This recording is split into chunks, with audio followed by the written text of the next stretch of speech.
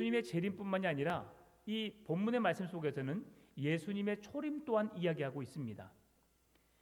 다시 한번 읽어볼까요? 볼지어다 그가 구름을 타고 오시리라.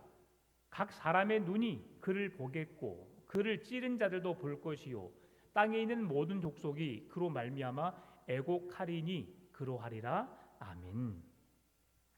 이 말씀은 다니엘 7장 13절 말씀과 스가랴 10장 12절 말씀에도 나타나는데요. 다니엘 7장 13절 말씀 보게 되면 내가 또 밤 환상 중에 보니 인자 같은 이가 하늘 구름을 타고 와서 옛적부터 항상 계신 이에게 나아가 그 앞으로 인도되매라고 말씀합니다. 다니엘 7장 13절 말씀은 하나님 나라의 통치권을 받기 위해서 구름을 타고 오신 그 예수님을 우리에게 이야기해 주고 있는데요. 구름을 타고 오신다라고 하는 말씀이 이것은 예수님이 오시는 모습을 상징적으로 말씀해 주는 겁니다. 이 말씀대로 예수님이 직접 구름을 타고 오실 수 있고요. 우리가 하늘로 올라간 그대로 오신다고 말씀하셨기 때문에 하늘 위로 구름이 있는 하늘 위로 올라가신 모습 그대로 아마 하늘에서 내려오지 않을까 생각을 해볼 수 있습니다. 그런데 이 구름은 상징적인 의미입니다. 그래서 하나님이 임재하실 때에 구름 속으로 들어가셨고 구름 속으로 다시 오실 것을 우리에게 상징적으로 말씀해주고 있다는 것을 보여주고 있는 것이죠. 그래서 특별히 다니엘 7장 13절에 말씀해주고 있는 이 구름도 상징적인 의미고요. 오늘 본문에서 말씀해주고 있는 이 구름도 하나님의 왕권을 가지신 메시아의 모습을 상징적으로 나타내주고 있다는 것이죠. 그런데 중요한 것은 뭐냐면 이렇게 상징적인 모습으로 성경에서 예수님의 오심을 말씀해주고 있지만 그 예수님의 오심이 사실이라는 겁니다. 성경이 말씀하셨고 성경이 그 말씀을 지금 이루고 계시고 그 말씀은 언젠가는 완성된다는 것이죠.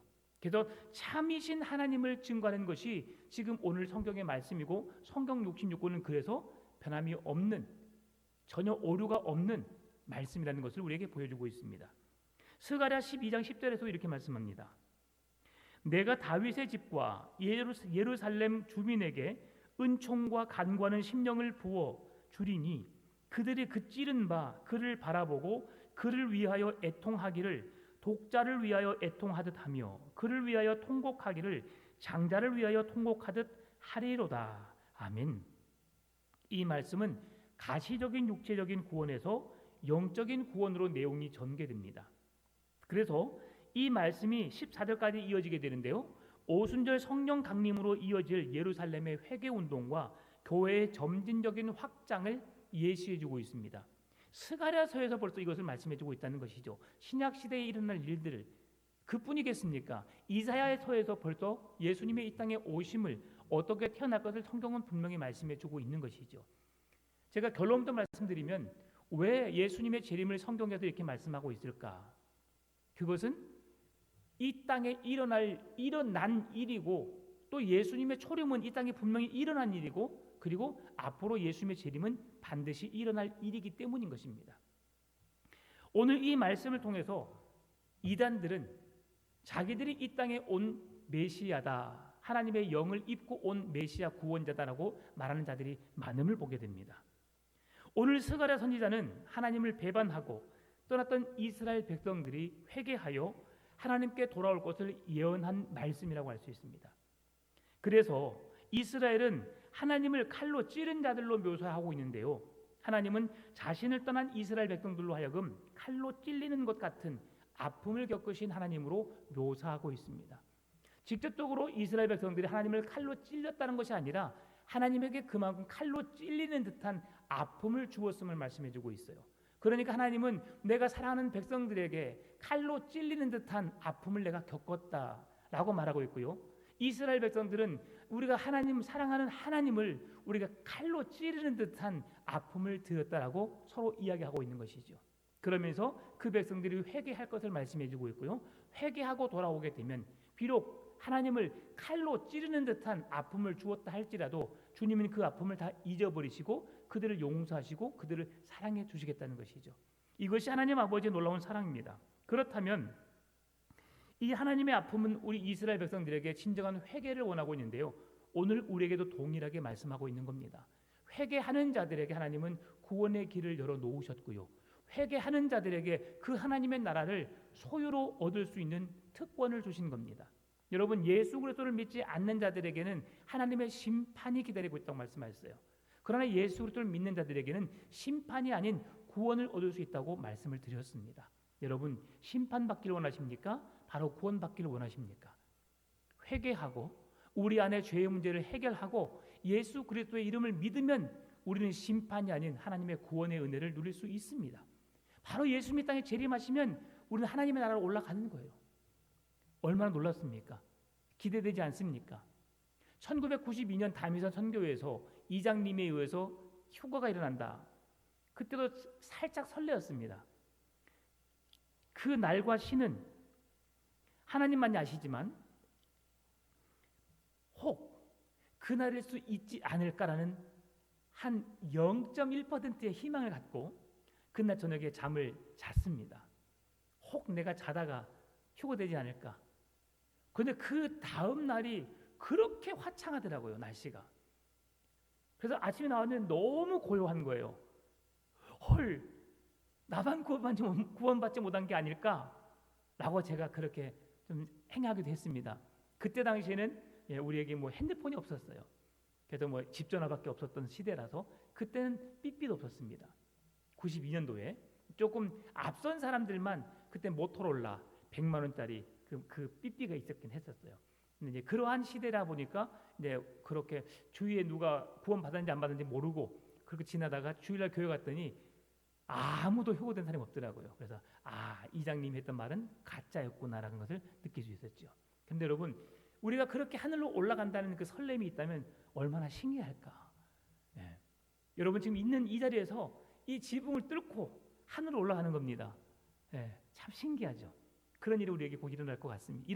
분명히 일어날 것입니다. 그렇다면 이러한 회개 운동은 언제 일어나는 걸까요?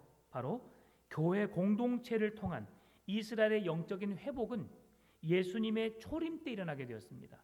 예수님의 초림 때 회개 운동이 일어났어요. 회개하라. 그리고 성령의 충만함을 받으라라고 초림 때에 우리에게 회개 운동을 일으키도록 말씀하셨습니다. 그래서 오늘 본문이 예수 그리스도의 오심을 말하고 있고요. 또한 예수님의 초림을 이야기하고 있는 것입니다. 사도행전 교회를 보게 되면 그 교회 역사가 바로 회개의 역사였습니다. 그들은 회개하여 성령의 충만함을 받아서 성령의 역사 안에서 아름다운 교회를 세워갔습니다. 성령이 충만하다 보니까 자기의 것이 없어요. 예전에 그랬던 것 같습니다. 저희 시골 교회 보면 항상 예배 끝나면 어떤 한 가정에서 늘 우리 집에 와. 그럼 그 집에 항상 놀러 갔어요. 예배를 끝나면 그 집에서 이런저런 이야기도 하고요. 그 집에 있는 모든 음식, 뭐 과일이든 뭐 음식이든 다 먹고 나옵니다. 그러한 은혜가 있었습니다. 근데 다른 가정들은 오픈하지 않고 그 한 가정만 그랬었는데 그러면서 참 재미있었다라는 생각을 해봐요. 그걸 준비하시는 가정은 얼마나 어려웠을까 생각해 보기도 하지만 그런데 그 가정에서 섬기는 걸 보게 되면 전혀 아까워지 않았습니다. 뭘 더 주고 싶은 마음이 더 컸던 걸 보게 되는데 초대교회가 그랬지 않았을까. 그래서 자기의 소유를 팔아 가난한 자들의 필요를 따라서 나누어 주고 주의 복음을 위한 선교의 현장에서 더 사용하기 위해서 자기 것을 헌신하여 드리는 그 믿음, 이게 어떻게 일어났느냐. 회개하여 성령의 충만함을 입은 성도들로부터 시작되었음을 말씀해 주는데 그게 초대교회의 역사였다는 것입니다.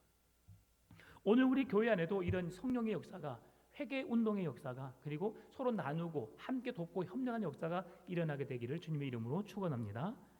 그러면 이 예수님이 오늘 본문에 구름을 타고 오신다라고 말씀하고 있는데요. 이 구름은 무엇을 의미할까 한번 살펴보겠습니다. 신명기 33장 2절 3절 말씀 보게 되면 그가 일렀으되 여호와께서 시내 산에서 오시고 세일 산에서 일어나시고 바란 산에서 비추시고 1만 성도 가운데에 강림하셨고 그의 오른손에는 그들을 위해 번쩍이는 불이 있도다.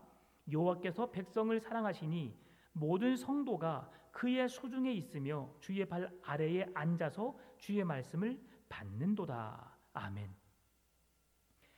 하나님이 임재하시는 곳 시내산에서 하나님은 모세에게 뭘 줬어요? 십계명을 줬어요. 시내산에서 하나님께서 십계명을 받게 하시고 그곳에 구름이, 그곳에 여호와의 영광이 그곳에 가득하였다라고 말씀하실 때 그 여호와의 영광을 무슨 말씀하셨냐? 바로 이것 구름이 임재하시는 것으로 상징적으로 말씀해주고 있죠. 구름을 하나님의 영광이라고 말하지 않습니다. 하나님의 그곳에 임재하셨기 때문에 그곳이 영광스러운 하나님의 임재가 그곳에 나타났는데 그곳 가운데 구름이 있었음을 그렇게 우리에게 보여주는 것이죠. 시내산은 무슨 말씀입니까? 하나님께서 이스라엘 백성들과 언약을 맺으시고 그곳에 율법을 주시기 위해서 친히 영광 중에 임하신 장소를 말합니다. 그러면 세일산은요, 이스라엘이 모압 땅으로 들어오기 전에 통과했던 에돔 사람들의 산지를 가리킵니다. 바란산은요, 바란 광야의 고지대를 가리키는데요. 하나님의 영광이, 하나님의 임하심이 시내산으로부터 시작해서 세일산을 지나 바란산까지 여호와의 영광으로 가득했음을 말씀해주고 있는 겁니다. 하나님이 우리에게 찾아오시는데 하나님은 특정한 장소에만, 특정한 곳에만 임재하시는 것이 아니라 그 백성들이 권한 모든 곳에 임재하여 계신다는 것을 우리에게 말씀해주고 있는 것을 말합니다. 무슨 말씀입니까? 하나님은 특정한 한 사람만을 사랑하지 않습니다. 우리 모두를 사랑하시는 겁니다.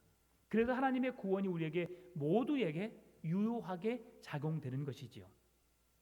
다시 오늘 본문의 7절 말씀 보게 되면 구름은 우리에게 무엇을 말씀해주고 있는가? 구름은 구름을 타고 오시리라라고 말씀하고 있는데요. 이것은 구름과 함께 오신다는 의미입니다. 구름을 타고 온다라고 했을 때 우리가 떠오르는 하나의 애니메이션 장면이 있죠. 누굽니까? 손오공입니다. 손오공. 손오공은 구름을 타고 다녔던 사람이죠. 근데 이건 진짜 있었던 것이 아니라 지어낸 이야기죠. 근데 손오공을 생각하면 우리가 구름을 타고 다니는 어떤 한 인물로 생각하지만 예수님이 그렇게 오실까? 여러분 생각해 보십시오. 예수님이 구름 타고 오신다기보다도 어떤 한 구름에 올라서서 오신다는 것이 아니라 그 여호와의 영광이 임하는 그 장면 한번 생각해 보십시오. 엊그저께 차를 타고 가는데 지난주에 우리 아내가 차를 타고 가는데 희한한 구름을 봤어요. 옆에는 쫙 먹구름이고 그리고 세상이 온통 어두울 해질 그런 해가 질 그런 저녁 노을이 질 정도 그 정도인데요. 저 멀리 보이는데 한 이만한 문만 환한 거예요. 하얗고 그 옆에 파랗고 빨간 것인데 빛이 쫙 들어오는데 저런 곳에 하나님이 그렇게 임재하시겠구나라는 생각을 해봤어요. 여러분 가끔씩 저녁 노을을 보게 되면 엄청 멋있을 때 있잖아요. 막 희고 밝고 붉고 막 정말 이때야 주님이 오시지 않을까라는 그런 생각했던 여러분 구름 아시죠? 아마 그런 구름 속에서 오시지 않을까 생각해 봅니다. 여러분 그래서 가끔 하늘을 보십시오. 주님이 언제 오시려나. 네. 그런데요, 이 예수님이 타고 오신다고 했을 때 이 구름은 예수님께서 하늘에서 오신다는 의미입니다. 구름을 타고 오신다고 하는 이 의미는 하늘에서 오신다는 의미죠. 땅에서 예수님이 솟아나신 것이 아니라 하늘로 올라가신 대로. 왜 그렇습니까? 성경에서 오늘 마태복음 4복음서에서 예수님이 어떻게 올라가셨어요? 하늘로 올라가셨거든요. 하늘이라고 하면 구름이 있는 하늘을 말하는 거고, 또 오늘 7절에서 예수님이 어떻게 다시 재림하시느냐? 하늘에서 구름을 타고 오신다고 했을 때 구름 속에서 예수님이 이 땅의 구원자로 오실 것을 말씀해 주시고 있다는 것이죠. 그러면 이 구름을 하나님의 하나님이 이 땅에 오시는 하나님의 나타나심, 하나님을 보여주는 사건을 말하고 있는데요. 영광의 구름을 의미하는 것으로 보는 것이 더 자연스럽다 볼 수 있습니다. 그러면 이 영광의 구름을 묘사한 성경이 있는데요. 출애굽기 13장 21절 22절 말씀인데 여호와께서 그들 앞에서 가시며 낮에는 구름 기둥으로 그들의 길을 인도하시고 밤에는 불 기둥을 그들에게 비추사 낮이나 밤이나 진행하게 하시니 낮에는 구름 기둥 밤에는 불 기둥이 백성 앞에서 떠나지 아니하니라. 영광스러운 하나님의 임재, 하나님의 함께하심이 그 백성들과 함께하심을 의미하고 있다는 것이죠. 구름이라고 하는 것은 단지 하늘에 떠 있는 구름이라는 의미라기보다도 하나님이 우리와 함께하시기 위해서 찾아오시는 하나님의 함께하심의 은혜가 구름임을 우리에게 상징적으로 말씀해주고 있다는 것이죠. 출애굽기 16장 10절에서도 이렇게 말씀합니다. 아론이 이스라엘 자손의 온 회중에게 말하매 그들이 광야를 바라보니 여호와의 영광이 구름 속에 나타나더라. 아멘. 구름을 여호와의 영광이라고 말하지 않고 구름 속에 여호와의 영광이 나타났다라고 하는 건 무슨 말씀입니까? 구름 속에 하나님이 우리에게 찾아오심을 보여주셨다는 말씀입니다. 여러분, 그래서 착각하면 안 됩니다. 왜냐면요, 이렇게 계속 말씀을 들은 이유가 있습니다. 나중에 마지막에 제가 말씀드릴 때 이단들이 그렇게 주장하고 있다는 것을 제가 설명하기 위함으로 성경이 무엇을 말하고 있는지 지금 제가 말씀을 드리고 있는 겁니다.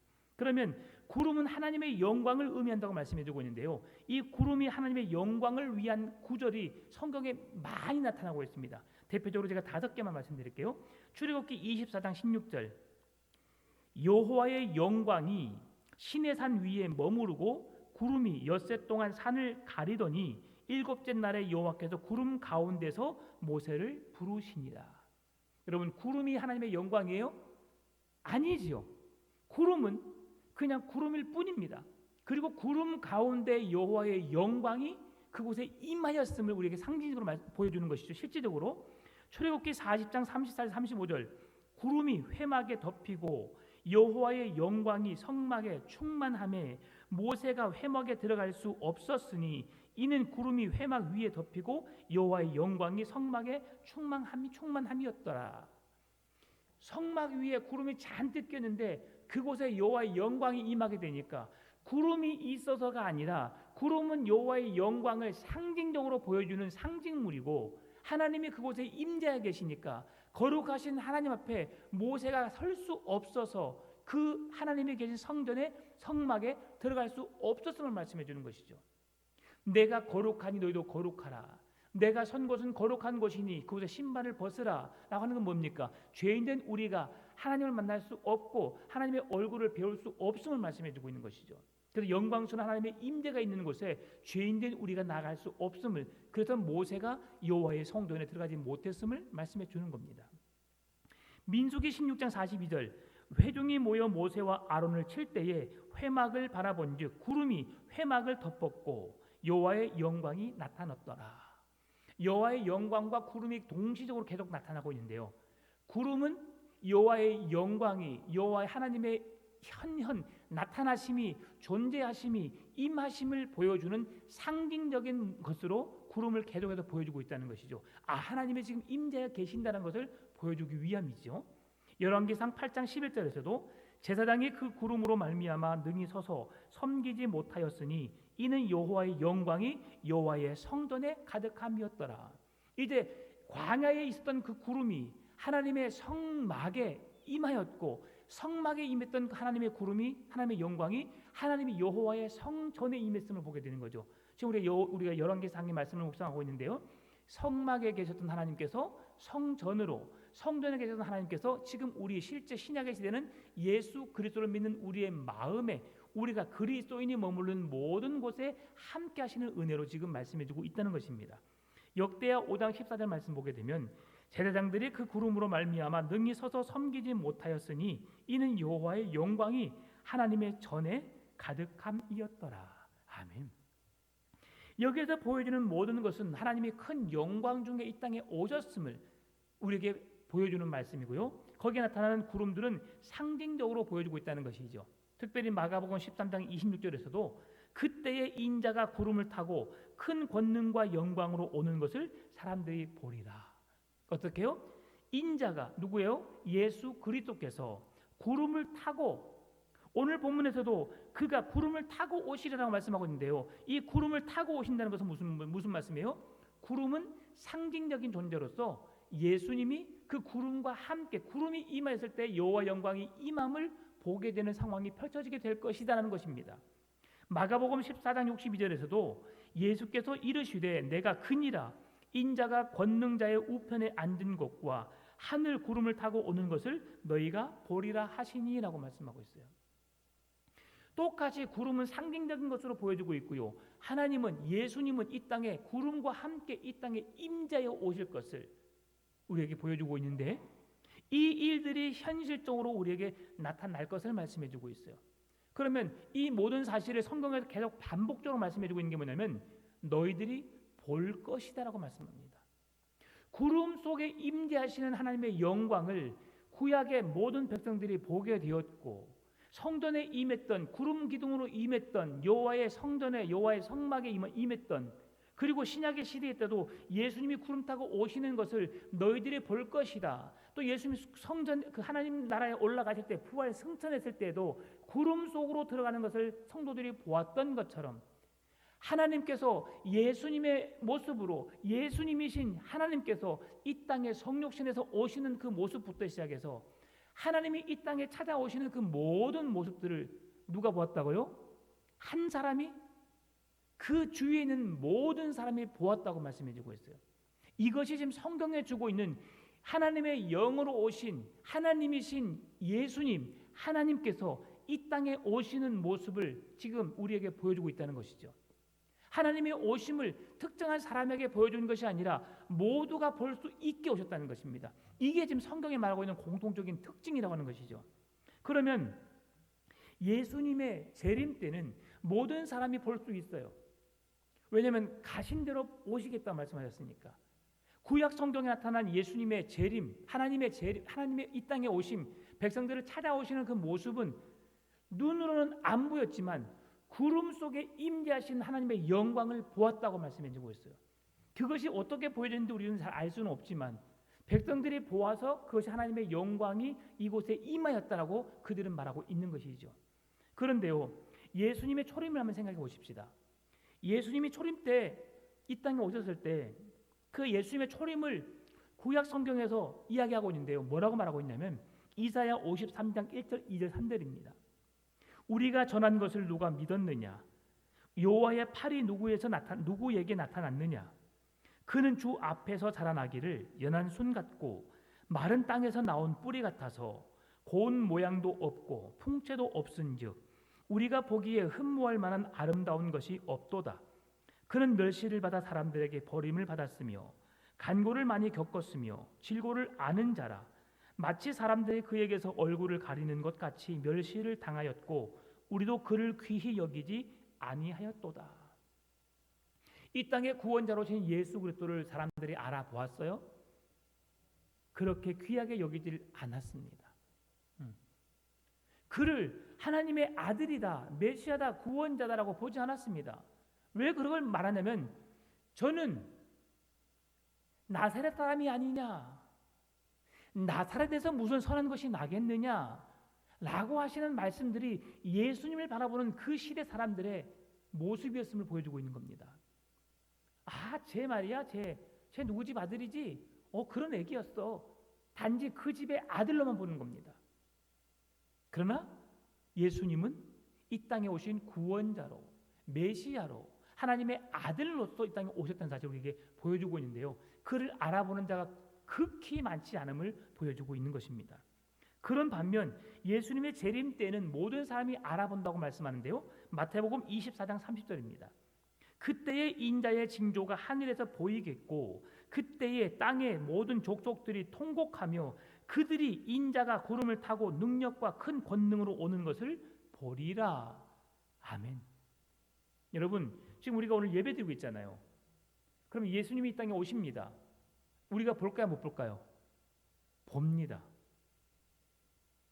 딱 교회가 열릴 것 같아요. 이렇게 우리에게 보도록. 그런 일이 안 일어나겠습니까? 모든 이가 보리라. 보는 가운데서 예수님이 이 땅에 오실 겁니다. 여러분, 상상만 해도 우리가 설레이잖아요. 요즘에는 결혼식을 하면 신랑은 항상 먼저 앞에 나와 서 있어요. 그리고 신부는 늦게 등장합니다. 그러면서 뭔가 문이 쫙 열리고 그때 빛이 쫙 비치면서 신부가 등장할 때 그때 모든 사람이 환호성을 지릅니다. 우와, 너무 이쁘다는 거죠. 예. 그 결혼식에 신부가 등장하는 것만 해도 우리는 신기하고 놀라운데 예전에 한때는요 결혼식장에 이 옆에 쫙 옆으로 해가지고 마차, 황금마차 여러분 그때 보신 게 있으시죠? 저쪽에 뒤에서 문이 쫙 열려가지고 막 안개가 쫙 깔리면서 황금마차 타고 올 때 제가 한두 번 본 것 같아요. 요즘엔 그렇게는 안 하더라고요. 근데 너무 신기해서 신부가 쫙 타고 오는 거예요. 그래서 그 앞에 걷는 데까지. 그래서 거기서 이제 딱 그 신부 아버지와 함께 이제 손잡고 오는데 야 너무 멋있더라고요. 근데 우리 예수님의 오심은 더욱 화려하고 더 멋지지 않을까 생각해 봅니다. 이렇게 예수님께서 이 땅에 오심을 계속 말씀해 주고 있고요. 그런데 사단은 우리가 이 땅에 오실 예수 그리스도를 기다리고 있다는 사실을 너무나 잘 알고 있기 때문에 우리를 미혹합니다. 우리를 혼란스럽게 만듭니다. 여러분, 우리나라에만 해도 자칭 재림주라는 사람이 몇 명인 줄 아세요? 재림주다, 내가 이 땅에 온 구원자다라고 말하는 사람이 40명이 넘습니다. 네. 이들은 구름 타고 이 땅에 왔을까요? 성경은 예수님이 이 땅에 오심을, 재림주로 오심을, 하나님이 이 땅에 나타나시는 모습을 구름 타고 오신 것을 많은 사람들이 보았다라고 말하고 있습니다.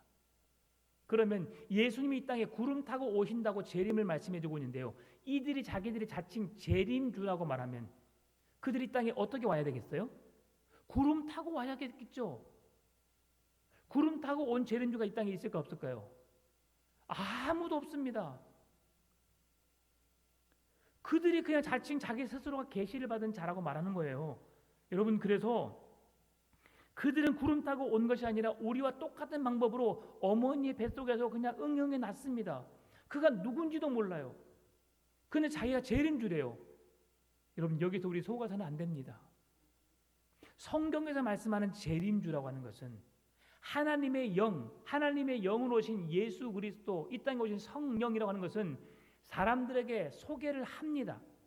미리 알려주고 그가 구원자다, 그가 이 땅에 오실 메시아다, 이 땅에 오신 구원자라는 것을 이사야 53장에서도 그는 연한순 같고 흠모할 만한 대상이 되지 않는 초라한 모습으로 이 땅에 올 것이라를 분명히 천년 전에 역사해 기록해 놓았고 말씀하셨던 것을 이루시는 거예요. 그리고 그가 예수 재림주로 구름을 타고 오시리라, 그가 말씀하셨던 것이 지금 오늘 성경에서, 오늘 본문에서도 그가 구름 타고 오시리라, 그리고 성경에서도 여러 가지 말씀, 마태복음 26장 64절, 그리고 누가복음 21장 27절에서도 그가 구름을 타고 영광 중에 오시겠다는 말씀을 계속 하고 계시는 거예요. 무슨 말씀이죠? 현혹되지 말라는 겁니다. 그들의 말에 미혹되지 말라는 말입니다. 왜요? 이 땅의 구원자는 분명히 누군가에게 말씀하셨고 그가 구원자임을 보는 자가 있다는 것을 말씀해 주고 있습니다. 그런데 그들이 구원자라는 걸 보는 사람이 아무도 없어요. 신천지에서는 구름을 영이라고 말합니다. 왜 그러느냐? 하나님의 영광 중에라고 하는 그곳에 구름을 통해 나타나는 하나님의 영광을, 그것을 비유로 해서 구름은 영이다라고 표현하고 있어요. 구름이 영이에요, 영이 아니에요? 하늘에 떠 있는 구름이 영입니까, 영 아니에요? 영 아니에요. 단지 구름은 문자적으로도 현실적으로도 구름은 구름일 뿐입니다. 하나님의 영광이 구름이 있는 그곳에, 하나님이 그곳에 임재했다는 것을 보여주기 위해서 상징적으로 구름을 그 위에 띄워놓으신 거예요. 구름은 영과 아무런 상관이 없습니다. 하나님의 영광을 나타내기 위한 도구로 쓰여졌을 뿐이에요. 그런데 이단 신천지에서는 구름을 영이라고 합니다. 여러분, 성경 어디에도 구름을 영이라고 말하는 성경은 한 군데도 없습니다. 성경이 가르치지 않는 것을 말하는 종교 집단 절대로 믿어서는 안 됩니다. 그들에게 미혹돼서는 안 되는 것입니다. 제가 그래서 지금 서두에 여러 가지 지금 상황들을 성경에서 말씀해주고 있는 것을 말씀드리고 있는 거예요. 구약에서도 구름은 하나님의 임재의 상징적인 의미로 사용되었지 구름을 영이라고 말한 곳은 한 군데도 없습니다. 예수님이 구름을 타고 오신다고 했다면 그 말씀을 우리는 믿으면 되는 겁니다. 구름을 진짜 타고 오실지, 구름 영광 중에 임하실지, 구름이 있는 그곳에 하나님이 이 땅에 하늘에서 내려오신다는 말씀을 우리는 믿으면 되는 거예요. 그런데 이단들은 우리를 미혹하기 위해서 딴소리를 하는 것입니다. 구름은 영이고, 그리고 그 영을 받아서 우리가 이 땅에 구원자로 오게 되었다. 동방번개라는 이단이 있습니다. 들어보셨습니까? 동방번개라는 이단이 있어요. 생소한 이름이죠. 그 이단들도 구름은 영이라고 가르칩니다. 그런데 여러분 원래 구름을 영이라고 가리킨 최초의 이단은 어디냐면 여호와의 증인입니다. 그들의 책에 보면 이렇게 기록되어 있습니다. 비행기가 갈 때 구름이 끼면 비행기가 안 보이듯이 구름 타고 온다는 것은 안 보이게 온다는 말이다. 웃기죠?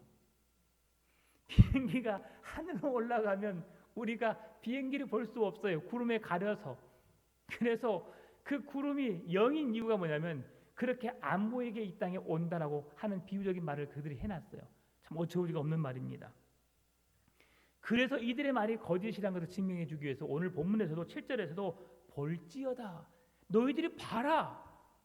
지금 이 땅에 오실 구원자 예수 그리스도가 이 땅에 다시 재림할 때는 어떻게 오시겠다? 구름을 타고 오시겠다. 너희들이 눈으로 보게 될 것이다 라고 지금 성경은 말씀해 주고 있다는 것이죠. 마태복음 2장에 보게 되면 당시 유대인들이 예수님이 어떤 동네에 나타날 것, 태어나실 것을 알았다고 말씀해 주고 있습니다. 당시 헤로드 왕 때에 동방 박사들이 예수님을 별을 보고 찾아왔지요. 그런데 유대 땅에 왔는데 예루살렘에 왔는데 예수님이 어디에 계신지 알지 못하는 거예요. 그래서 헤롯 왕에게 찾아갔잖아요. 그랬더니 헤롯 왕이 어떻게 했습니까? 그것 가운데서 제사장들과 서기관들을 불러서 이 땅에 메시아가 오겠다고 말하는데 어디에서 나겠느냐라고 말하니까 그 제사장과 서기관들이 유대 땅 베들레헴에서 납니다라고 말해줬습니다. 그리고 동방의 박사들이 그 말을 듣고 그곳에 가서 아기 예수께 경배했거든요. 그러면서 헤롯 왕은 내가 지금 왕인데 이 땅에 왕이 태어난다고 그를 죽이려고 그들에게 속여서 말하잖아요. 그가 태어난 곳을 너희들이 다시 돌아오게 되면 내게 말하라. 그럼 내가 아기 예수께 그 왕께 나도 경배하겠다. 근데 경배하고 나니까 하나님께서 어렵게 말씀하세요. 그곳으로 돌아가지 말라라고 말씀하시는 거죠. 왜요? 그가 그를 해하려고 하니까. 그러니까 그 헤롯 왕이 두 달 난 아이들을 다 죽이라고 명한 거죠. 그래서 베들레헴에서 다시 탄생하실 것을 서기관들과 제사장들이 알았다는 것이죠. 예수님의 탄생은 누군가가 알고 있었습니다.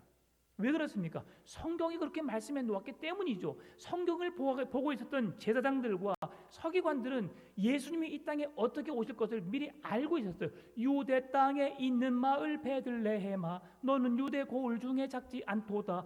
너에게서 한 지도자 그에게서 왕이 나타날 것이다. 미가서에서 분명히 말씀해 주고 있어요.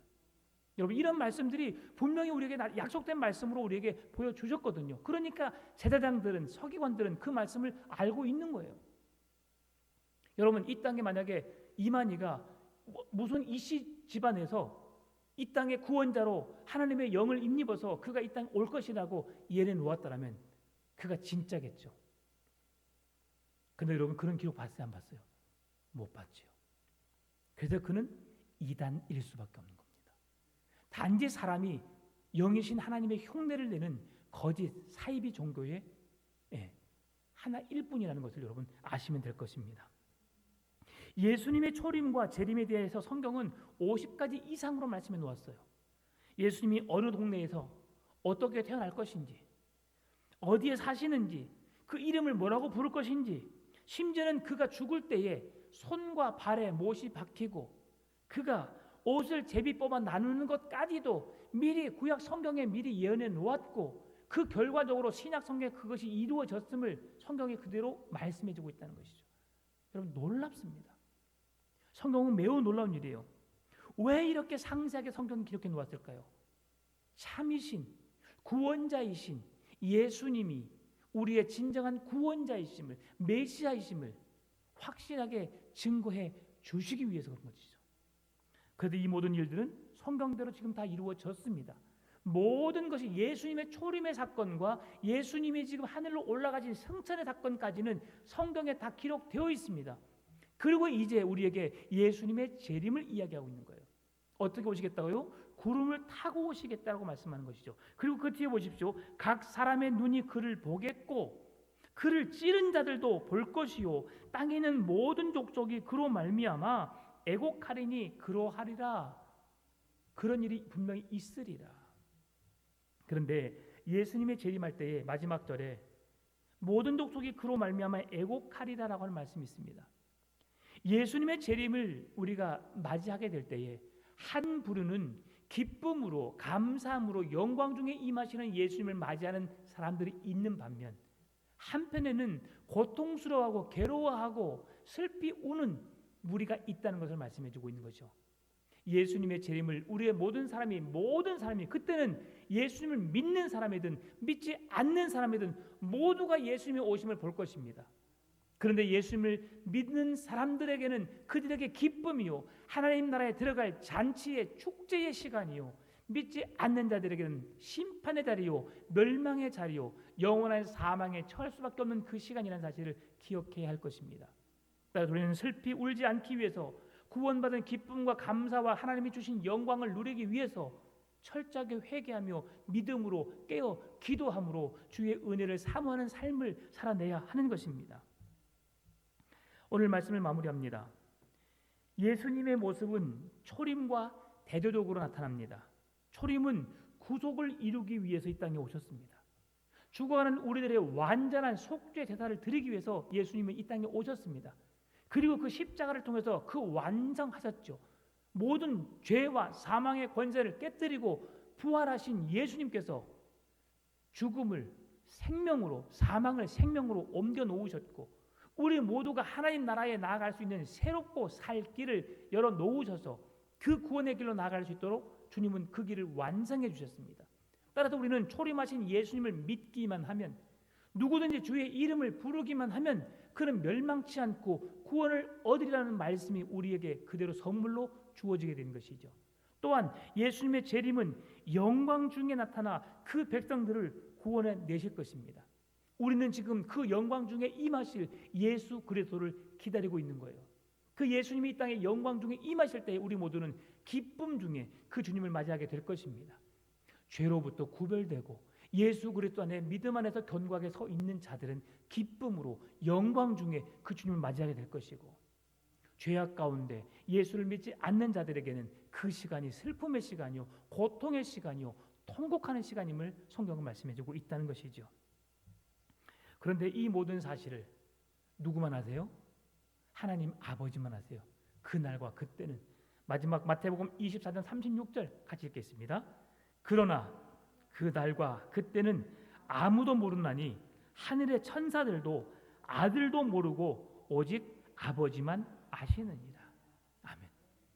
성경은 예수님의 초림으로부터 재림에 이르는 모든 순간을 모든 상황을 성경에다 기록해 놓았습니다. 왜 그렇게 기록해 놓았죠? 잘못 믿는 믿음을 갖지 않게 하기 위해서입니다. 우리를 이단의 영에 빼앗기지 않게 하기 위해서 성경에 그렇게 기록해 놓은 것이에요. 그래서 우리는 모든 성경의 답을 찾기 위해서 하나님의 뜻을 알기 위해서는 성경을 읽으면 되는 겁니다. 성경을 보면 되는 거예요. 왜? 성경 속에 해답이 다 들어있기 때문이죠. 성경을 보십시오. 그리고 하나님의 뜻을 찾으십시오. 오늘도 여러분 열심히 묵상하는 여러분에게 주의 은혜로 충만한 삶이 되게 하실 줄 믿습니다. 철저하게 회개하시고 말씀을 사모하시고 그 은혜를 구하시고 예수님이 언제 오실지 모르는 그 재림의 날을 고대하고 기다리면서 오늘도 믿음으로 승리하시는 여러분 되시기를 주님의 이름으로 축원합니다.